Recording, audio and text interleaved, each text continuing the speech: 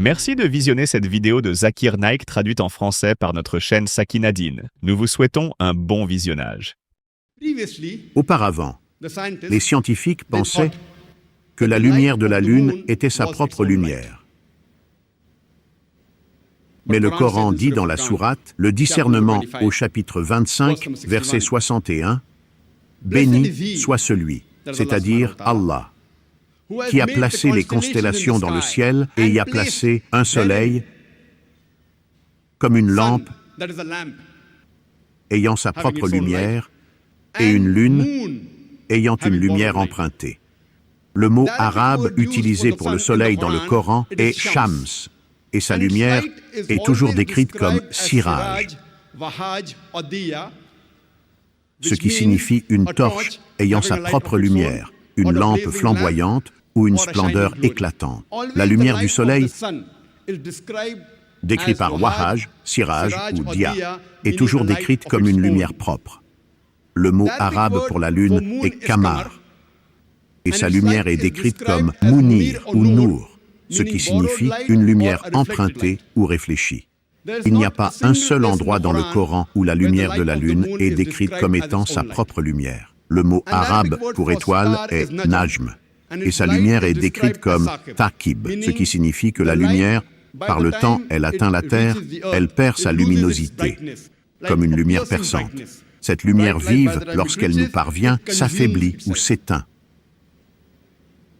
Et ce message, indiquant que le soleil a sa propre lumière, décrite comme wahaj, siraj ou diya, et que la lune possède une lumière empruntée, décrite comme munir ou un reflet de nour, est mentionné de diverses manières dans le Coran, notamment dans la sourate Yunus, chapitre 10, verset 5, ainsi que dans la sourate Noé, chapitre 60 et 11, versets 15 et 16. Le Coran dit également dans la sourate L'astre nocturne, chapitre 86, verset 3, c'est l'étoile vivement brillante, décrivant la lumière de l'étoile comme ta'akib, ce qui signifie une lumière perçante qui transperce les ténèbres.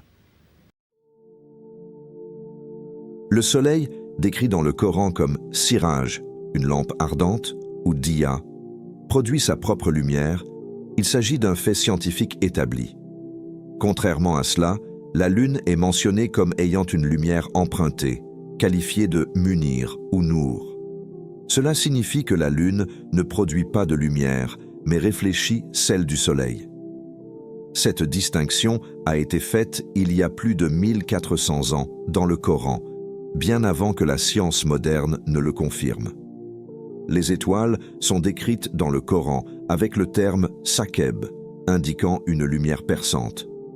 Ce phénomène correspond aux étoiles qui émettent une lumière intense, mais qui, en parcourant d'immenses distances dans l'univers, perdent de leur éclat avant d'atteindre la Terre. Cette description subtile illustre la sagesse scientifique contenue dans le Coran.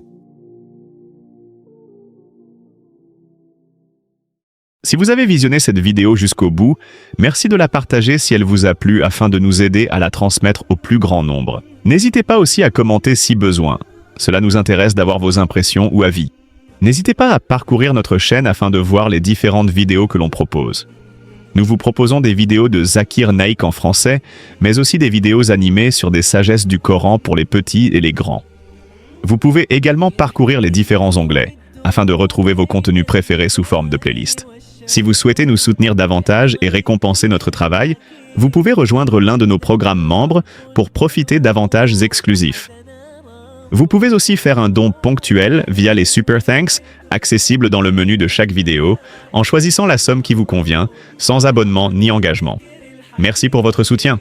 Pour finir, si vous avez apprécié cette vidéo, merci de vous abonner à notre chaîne pour ne rien rater des prochaines vidéos et pour nous soutenir. À une prochaine vidéo, Inch'Allah.